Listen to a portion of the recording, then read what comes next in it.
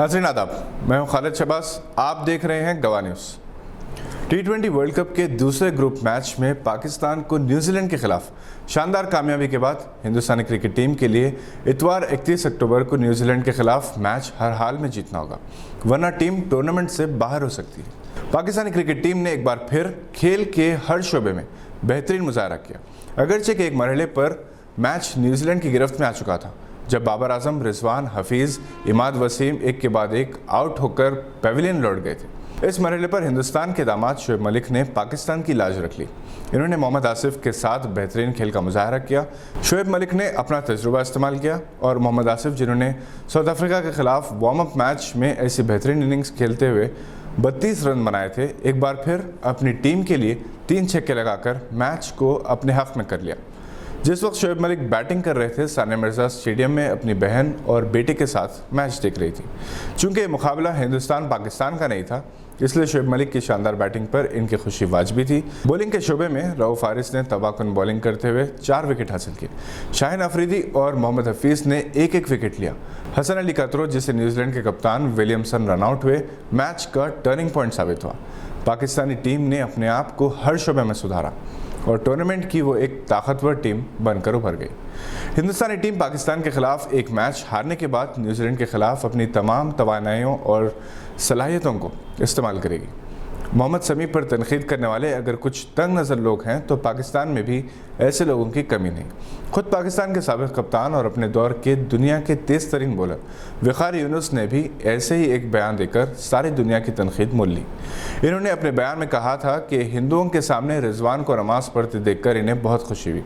वक़ार यूनुस के इस बयान पर सभी ने तनकीद की, क्योंकि किसी को भी एक इंटरनेशनल खिलाड़ी से ऐसी उम्मीद नहीं थी। वक़ार यूनुस को अपनी गलती का एहसास होगा तो अपने बयान पर माजरत का इज़हार करेंगे।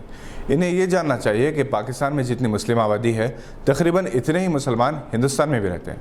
नमाज कभी भी दूसरे मज़ाहिब के लोगों के लिए मसला नहीं रही, बल्कि हिंदू भाइयों, सिख बिरादरी और ईसाइयों ने कई बार मुसलमानों को नमाज़ पढ़ने के लिए अपनी इबादत गाहों में जगह दी। कई ऐसे हिंदू हैं जो अपने इलाक़ों में मस्जिद के वजूद को बरकत का बायस समझते हैं, जो नमाजियों का एहतराम करते हैं। हिंदुस्तान और पाकिस्तान के दरमियान और हिंदू मुसलमान के दरमियान रिश्तों को बेहतर बनाने के लिए ज़रूरी है कि दोनों ममालिक के लोग सही अंदाज़ फ़िक्र इख्तियार करें और अपने लबो लहजे को दुरुस्त करते हुए एक दूसरे का एहतराम करें।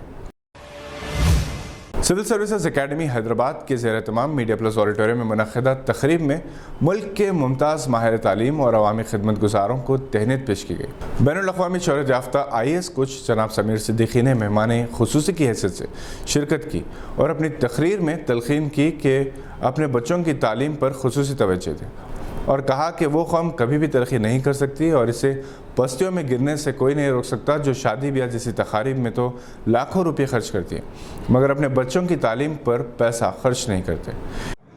वो कह रही है वो डिग्री अपने घर छोड़ के आना, एक टेस्ट है, ये टेस्ट दे दो, पास हो गए तो नौकरी आपको मिल जाएगी। और वो टेस्ट भी IAS जैसा टेस्ट है। अब IAS का टेस्ट एक ऐसा टेस्ट है, अनीस साहब कह रहे थे कि कोई आ ही नहीं रहा है, और MS वाले हमारे अनवर साहब कह रहे थे कि एक बच्ची ने इनकलाब पैदा किया, फिर बहुत सारे बच्चे आए, आज तो हमारे पास अल्लाह ने 2 बच्चे दिए। लेकिन प्रॉब्लम इन लोगों का नहीं है,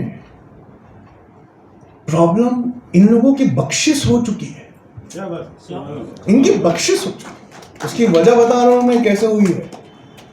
ये लोग वो इम्पॉसिबल काम कर रहे हैं जो आपके और मेरे लिए पॉसिबल नहीं। इन्होंने सिविल सर्विसेज के मुसाबिक़ती इम्तिहानात से मुताल्लिक़ दिलचस्प हवालों और मिसालों से बताया कि आज का दौर इंसान से इंसान का मुकाबला नहीं, बल्कि इंसान का मशीन से मुकाबले का दौर है। आर्टिफिशियल इंटेलिजेंस, रोबोट्स का दौर है। आपके हर सवाल का जवाब आपका कंप्यूटर, गूगल, एलेक्सा दे सकते हैं और UPSC में वो सवाल किया जाता है जिसका जवाब एलेक्सा या गूगल के पास भी नहीं। इन्होंने कहा कि डिग्री की अहमियत अपनी जगह, मगर स्किल्स ना हो तो ये डिग्री बेफैज़ है। जिसके पास हुनरमंदी और अपने फ़न में महारत है, रोज़गार खुद इसे तलाश करता हुआ इस तक पहुँच जाता है। डॉक्टर अब्दुल क़दीर बानी शाहीन ग्रुप ऑफ इंस्टीट्यूशंस, जनाब Mohammed Anwar director MS academy, जनाब Saeeduddin chairman Indian engineers association Jeddah, जनाब Syed Aneesuddin CEO Sahayata trust, doctor Mohammed Qutubuddin माहिर नफ्सियात इंडियाना अमेरिका शहनशीन पर मौजूद थे। जबकि इस तकरीब के मेज़बान जनाब मोहम्मद बशीर ने खैर मकदम किया। आज के बुलेटिन में बस इतना ही। मज़ीद मालूमाती वीडियोज़ के लिए देखते रहिए गवाह।